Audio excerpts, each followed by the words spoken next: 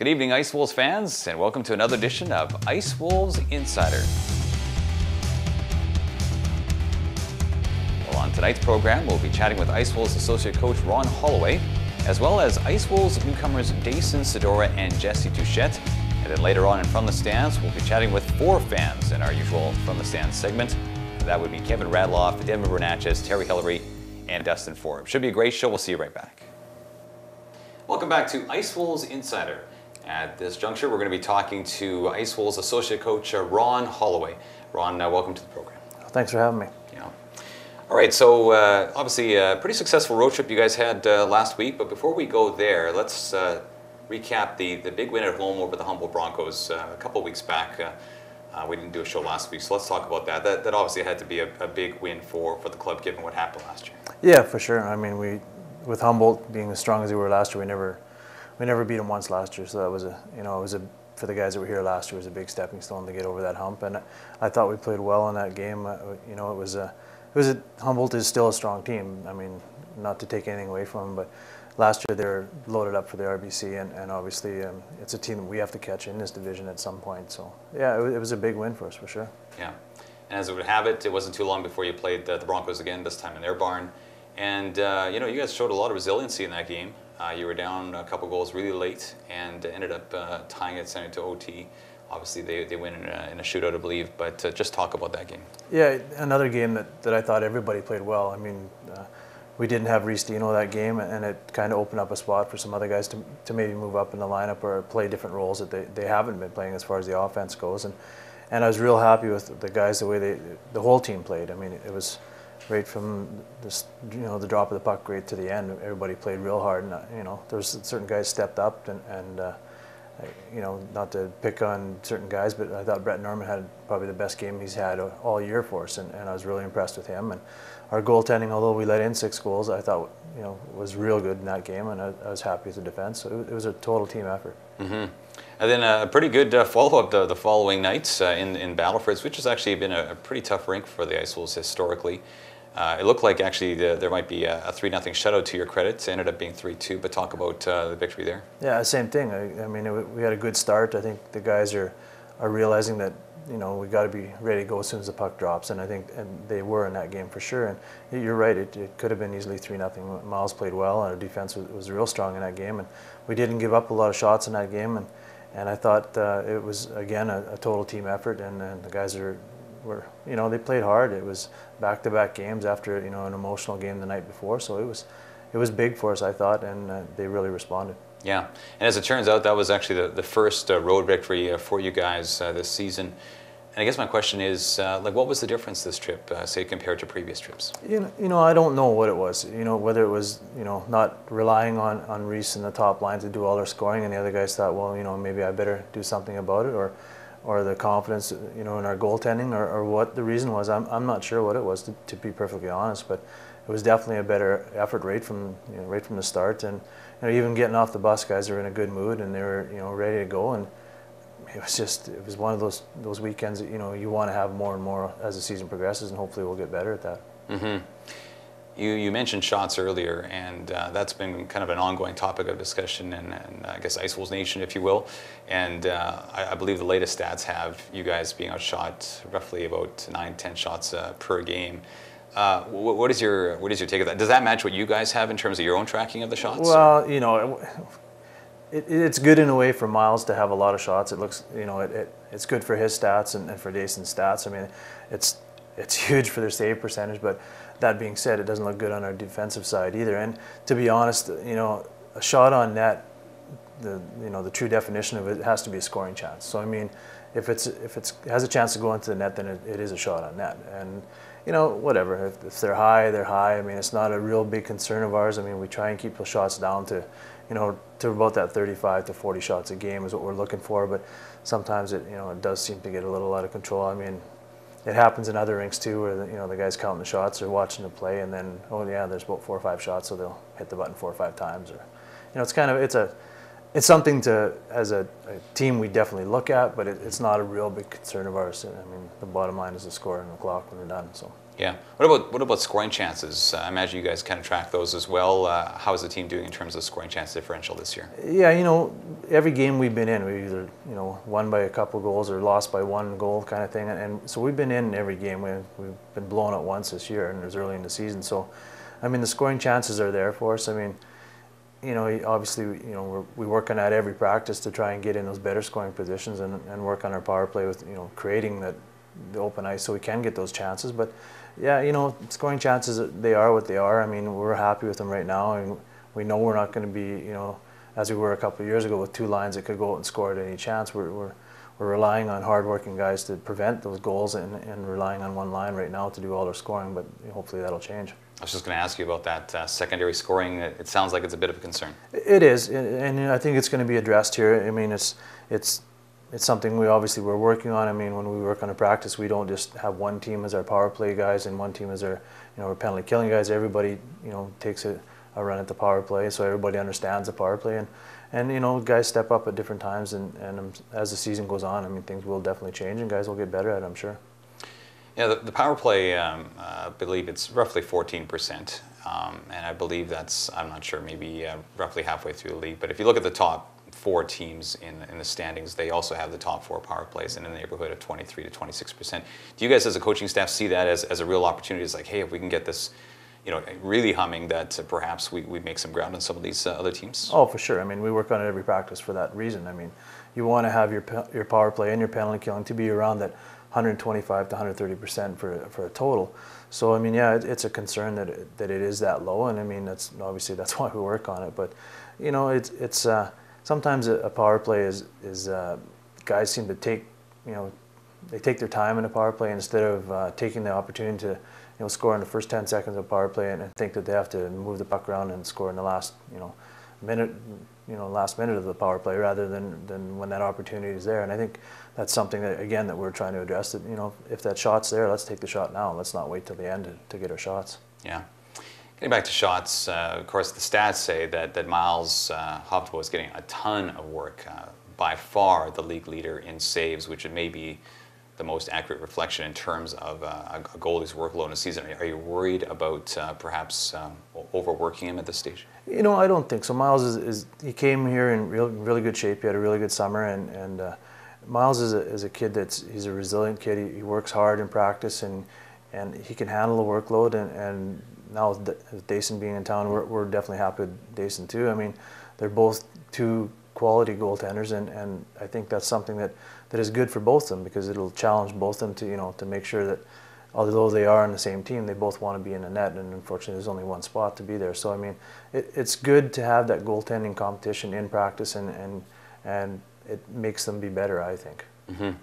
All right, just looking at the standings, as we talk, there's the Ice Wolves are actually in 6th, but you're basically tied for 5th, 1 point out of 4th. Basically, right now it's kind of that 3-team logjam at the bottom of the conference. How important are the next few games in terms of determining what you guys do with the roster going forward this season? Of course, we have December 1st, a few weeks away. How critical are these upcoming games? Well, I mean, they all are. I mean, when you have your division games, definitely don't want to lose those. Call them 4-point games, but I mean, those are huge games, and like all the games now, we know it's going to be tight in our division. We know that we need those wins. And Christmas time is coming, and unfortunately for hockey players, sometimes they look at the calendar, and for the guys that got a long ways to go home for Christmas, they're looking to go home. So I mean, we got to get those wins now when we can. I mean, every other team's in the same boat that we are. So I mean, if we can get a run going here and get some games going, I mean, get some wins put together, I think we're going to be okay. All right. Well, Ron, thanks very much for being on the program. Well, thanks for having me.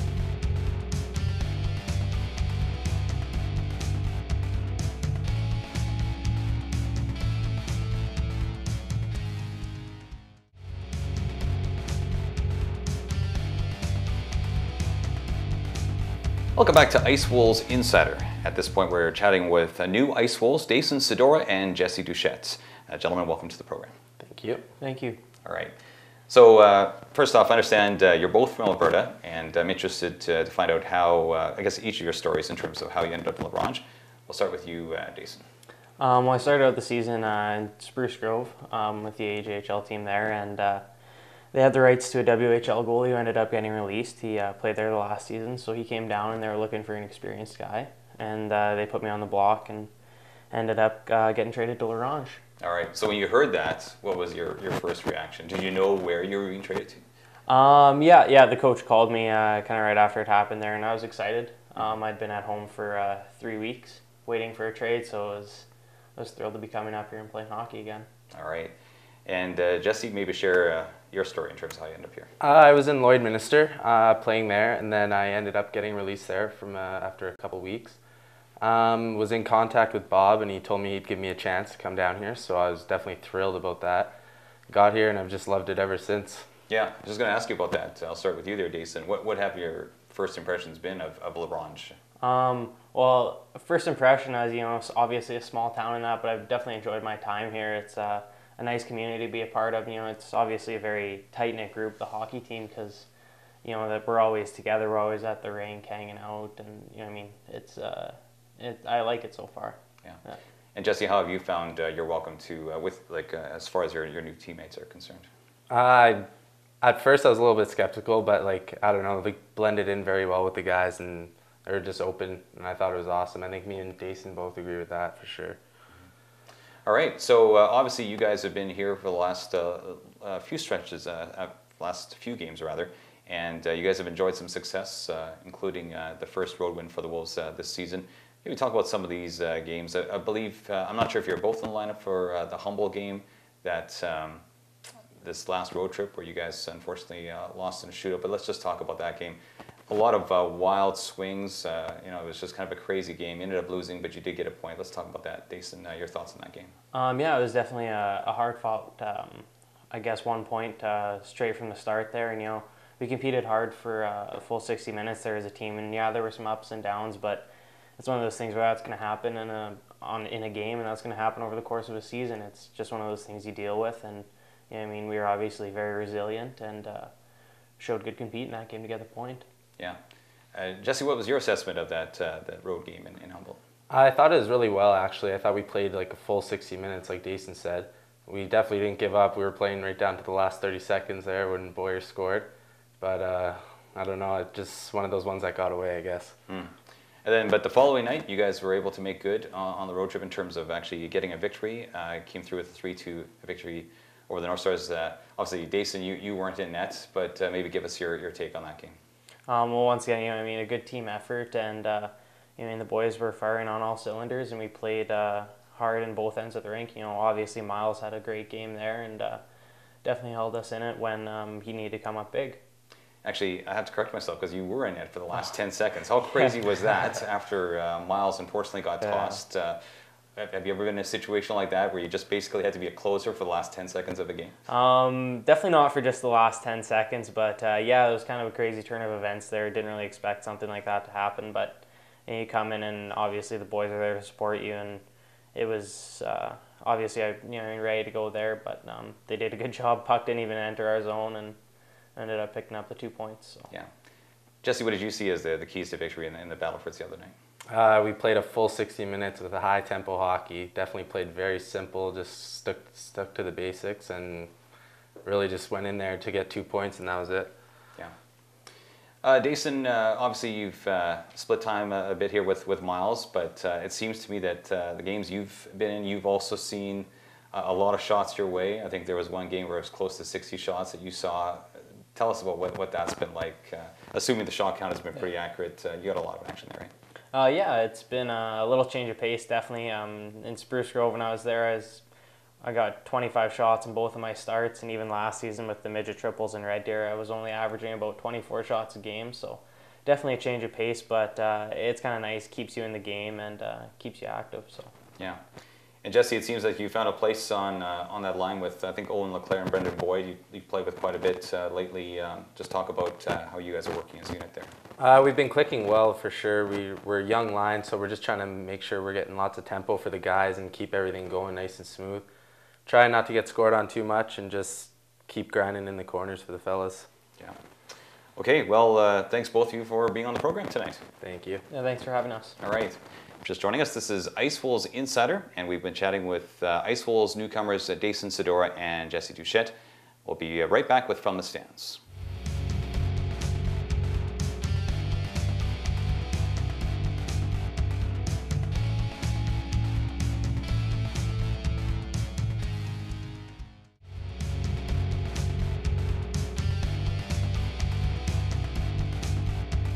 Welcome back to Ice Wolves Insider. At this point, we're going to have our usual fan segment From the Stands with 4 fans this week. That would be Kevin Radloff, Devin Bernatchez, Dustin Forbes, the play-by-play guy for the Ice Wolves, and team president Terry Hillary. This is going to be a great segment. Welcome to the program, guys. Thanks for having us. Thanks for having us, Kelly. All right. So it's been a couple of weeks, so lots to talk about. First off, let's talk about Reese Dino. He actually made the Canada West World Junior A Challenge squad, one of only 2 SJHLers to do it. So not only that, but he actually had a great game in the tournament opener for Team Canada West, 4 points, I believe. Let's just talk about what you think that actually means in terms of maybe a feather in the cap for the Ice Wolves franchise. So start with you there, Terry. Well, I think it bodes well for the organization, and you know the recruiting that that Bob does out there, and you know we had Reese 2 years ago, and lost him to the Western League last year, and it's been great having him back. Yeah. Kevin, your thoughts?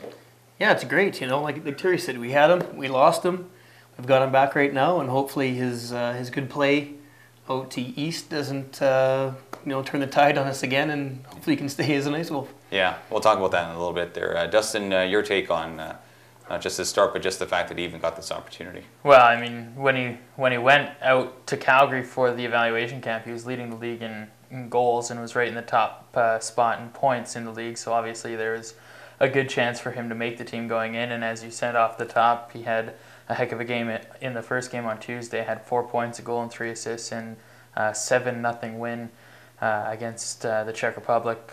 Didn't go so great in the second game, got kicked out 21 seconds into it, but quite the honor nonetheless. Yeah. Devin, your take? A great small player. You know, what I've seen from him, he's a gritty player. He'll probably bode well on that team, and you know, it's a credit to the organization for bringing in young players like him, and he's an ambassador now for the Ice Wolves and playing with those great players on the Canada West team, and I wish him all the best, and hopefully he comes back to support the Ice Wolves and help us out this year as well. Yeah. It's really kind of an unusual situation because he's a 19-year-old, plays an 18-year-old, mainly as a 4th liner in the Western Hockey League last year. Now he's lighting it up in Junior A at this international tournament. Obviously, the NCAA eligibility is basically done. You know, he could do it, but he'd have to sit out a full year and a number of games. So what do you see happening with this? Because there's going to be some Western Hockey League teams you think at some point you're going to say, you know, this guy, I don't know, maybe this guy might be dub material. What do you think the future holds for Reese in terms of him being with the Ice Wolves organization, not just this year, but as a 20-year-old? I'll start with you there, Kevin. Well, I see him, it's a funny situation because he's in the middle of his 19th year already, and if he was a 4th liner and now he's back, it's tough for a dub team to keep him as a 20, so is he going for half a year, or if there's even a possibility of this happening? Yeah. You know, I'd like to see him as an Ice Wolf for a year and a half longer, so, and a playoff run. Yeah, for sure. Terry, your take on basically the position that Reese is in here? Like, I'm sure you're glad to see this success, but at the same time, are you a little worried that, you know, almost too much success might mean it costs the Ice Wolves in the long run? Well, you know, it's one of those things where you know you definitely got to be happy for the kid, and again, you know, I think pretty much all the guys playing still have that dream of making the show, and you know, I do think Reese is a gifted player and probably still has that opportunity. So it wouldn't surprise me that someone comes knocking on the door, whether it be a scout or. Yeah. Dustin, your take on this situation? Yeah, well, I think Kevin made a good point. He is a 19-year-old, and obviously at every level in hockey, you're only allowed a certain amount of 20s. So if he goes up to the Western League, is he going to be there next year as well?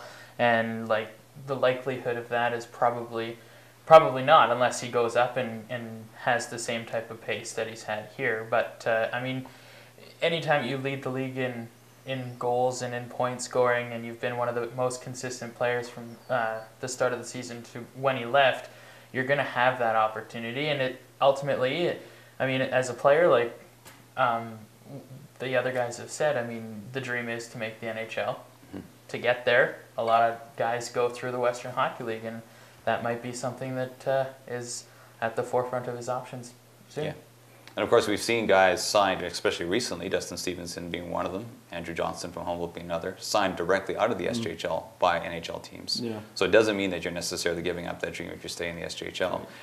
Devin, I your was take just on this? thinking the same thing, Yeah. Kelly, in regards to having the WHL as your only stepping stone to the show. Like Terry said, I think the SJHL is a great place for a young player like Dino to make a presence and be known by a lot of scouts in the hockey world. And he could come back to L'Orange and make it just as well, you know. So. Yeah, and the other thing too is I think if you're Reese Dino, you have to weigh the options of, do I go to the Western Hockey League for half the season, go back to being a third, fourth line guy and not really get recognized, or do I stay in the SJHL, light it up, put up 80 points, score 40 goals, which is going to have the biggest impact on his career. Yeah. And I mean, again, that's another option that he's going to have to think about. Yeah. Where is he going to shine the best? Yeah. Yeah. Basically, is you know, and it's up to him.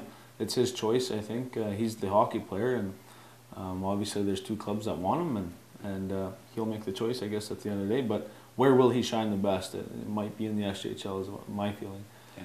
Yeah, if he gets the opportunity, it will be interesting to see what happens there. Of course, and then the 20-year-old year, you know, it's such an interesting year for a junior player. He could play as an overager in a couple levels of hockey. That's when he can start his pro career. He can play semi-pro. You know, Andrew Johnston at last word was playing AHL hockey. You know, so there's all kinds of things to consider there. Okay, let's talk about the Ice Wolves season so far. As we speak, they're in 6th, but they're only 1 point out of 4th. Kind of a 3-team logjam in the bottom of the Bauer Conference. Got a few road games coming up after this home stretch, actually more than a few, 6 straight road games. And then you're hitting pretty close to the December 1st trade deadline. What do you think is going through the minds of the coaches in terms of this season's roster? You know, the 7-20-year-olds, where the team is right now, if this is kind of where they're at, maybe December 1st, January 10th, maybe they're tempted to be a seller. Bob is not typically a seller. He likes going for it every year. What do you think might happen with this team? I'll start with you there, Kevin. I really don't know what I could come up with. It's kind of a dicey year. You've got some 20s that aren't playing on your first 2 lines, and you've got some that are. You just brought in a new goalie and a Touchette there. He might be a good forward for us. And he's young, so I really don't know what direction he could even take. Yeah, Dustin, what are your thoughts on this? Yeah, well, they're kind of in that limbo right now. They're not. Are they a seller? We don't know. Are they a buyer? Well, we really don't know that either because, as you said, I mean, they're 1 point out of 4th. Everybody knew going into the hockey season that the Bauer division was going to be tight, and you're going to have the Flin Flon, you're going to have the Humboldt, Nipawin you could put into that class, and then there's everybody else. And right now they're tied in points with Melfort. They're 1 point back from Battlefords as we speak right now. And I think the next week and a half is going to be that telltale week and a bit where they're going to have to do some evaluation on where do they go. Do they give up the 20-year-olds and bring in 17, 18, 19-year-olds for next year? We saw them do that a couple of years ago, and they went on to win a championship. And the other thing, too, that you have to consider is, as we all know, Bob Beatty's a competitor. And Bob Beatty hates losing more than anybody I know. And he's not going to be a pushover, and he's not going to want to, sell it off, if you will. And it's going to be interesting because, as you said, 6 games on the road coming up on November 16th. They start that, I think, 7 of 10 days they're on the road. And that's going to be a big test. Yeah, and they have limited options after December 1st because there's really only so many changes you can make to your roster. Maybe switch 3 or 4 guys in. And again, if they still have 6 or 7 20-year-olds, it's kind of an interesting situation if they decide to go that route. Devin, what is your take on this? Well, first of all, I look at the team right now, and you have a really great goaltender in Hovdebo. And, of course, they brought in the new goalie, and you have some veteran defensemen there. And you have to like Bob Beatty's optimism. The guy doesn't like to lose, like you say, and he always thinks his team can make the playoffs. And the guy's a veteran coach. He knows what he's doing. Obviously, he could probably part with some of those 20-year-olds, like Kevin was saying, some guys that aren't playing on those top 2 lines, and bring in some young prospects and give them some experience towards the end of the year. Might be a good option, I think. But you never know. It's a junior hockey, and teams can go on streaks. they can also go on some losing streaks. The Ice Wolves won their last game in Battleford. I was listening to that, and it sounded like a pretty good game. So you never know. Be optimistic about the year, and they could slide in at the bottom of the playoffs. So Terry, as team president, obviously I'm sure this conversation would be of great interest to you in terms of the potential impact on the fan base and the gate and all the rest of it. What is your take on this? Well, Kelly, I still think it's early. You know, it's I think we played, what, 15 games? Something like that, And, 17 games. you know, 17 games. You know, it's a 58-game season. I do think we, you know, we had a lot of turnovers, so we got a lot of new guys, and I don't think they've quite gelled yet. But again, you know, saying that, you know, there does come a point where, you know, you have to look at the future. And, you know, one thing about it, we do have a great scouting staff out there, and as you see some of the great young players we've got this year. So, you know, if Bob does make the decision to rebuild next year, then certainly we'll support him. Yeah. Again, as team president, you have to be concerned, because I've certainly noticed it. The crowds don't seem to be the greatest at the Mel this year. Has that surprised you, given the recent success of the club in recent years there? You know, it has. You know, I think the board, you know, and probably, you know, a lot of the diehard fans like these guys are, you know, kind of wonder why we don't get, you know, more people coming out and watching the games. So it's something we'll be looking at and trying to figure out exactly what it takes to get people coming out. All right. It might be a hangover. You know, the fans are not used to. They saw 2 extremely good years, and you know, the people like me and some other fans, they're not going to not come. They're always going to come to the games. But there's the ones, the fair weathers, that got to see all that winning, and now it might be a hangover, just a fan hangover from all that. I don't know. It's hard for me to say because I'm always at the game. So yeah, I'm with you, Dustin. Well, it pays to have a winning team, though. And in the early going of the season, they haven't really done a whole lot of winning. Right now, they sit 5-9-0-3. Their latest win coming this past Saturday. So before that, they were 5 games under 500 and battling for a playoff spot. Obviously, it's a little bit early to talk about the playoffs, but when you're not winning, the odds are people aren't going to go. Yeah. And everybody knows if you win, it's exciting. People are going to want to go and watch a winning product. Yeah. Whether it be football, whether it be hockey, whether it be baseball, it's all the same. Having said that, I think the question does have to be asked: Is La Ronge truly a hockey community, like the kind of the rabid fan bases we see in some other centers? You know, we certainly have a great group, a core of fans, but is it truly a hockey community? Dustin, you weren't there for it, but you know, we had some, you know, winning seasons here, like championship seasons, and again, people were asking questions. It's like, you know, where are the fans? We thought we maybe have a little bit more than this, you know. And I think Terry, you were on the board at that time, and Devin, I think you're new to the board. What is your take on that? Do you think that this is a true hockey community, or what is your take? Of course it is, Kelly. You know, I go back to and Terry was involved when the inaugural season in the '90s when the team first came up, and there was a lot of excitement in the community. And you've seen those first games where there was, you know, 1,200 people, and there was people knocking on the door to try to get in to watch junior hockey. It's still very popular in the community. There's a lot of great things that those young men do in this community, with helping out in the schools, with helping out, volunteering. I think they're ambassadors in the community for the game. They help out with minor hockey programs. So those are great things that the guys are doing. You know, like Kevin said too, there's been some really great success those 2 years. And, you know, maybe people need to see some winning. You know, you look at the PA Raiders, they struggled for the last 8 years. This year they're at the top of the WHL, and it's hard to get tickets now because they're a winning team. And so a winning product does bring people out. And, you know, you can't blame Bob or the coaching staff. Those guys work hard. Yeah. Sometimes there's better teams out there. And the Ice Wolves just seem to be at the bottom this year right now. Who knows, maybe they could pick it up and people will start coming out, hopefully. Kevin, looks like you were trying to say something there. No, I was just agreeing. Okay. All right. Well, gentlemen, I really appreciate you being on the program this evening. Thank you. Well, thanks for having us. All right. Before we wrap things up, just a reminder about the upcoming Ice Wolves schedule. This coming Friday, it's the start of Parents Weekend, and the Ice Wolves will be home to Melville. Then on Saturday, they'll be taking on Battleford's North Stars again at the Mel. And then on the coming Wednesday, they'll be taking on the Yorkton Terriers again at home. Game time all nights is 7:30. Then the Ice Wolves play 6 in a row on the road So that means we will not be having a broadcast for another 3 weeks. So thanks again for joining us tonight on Ice Wolves Insider. We'll see you in a few weeks.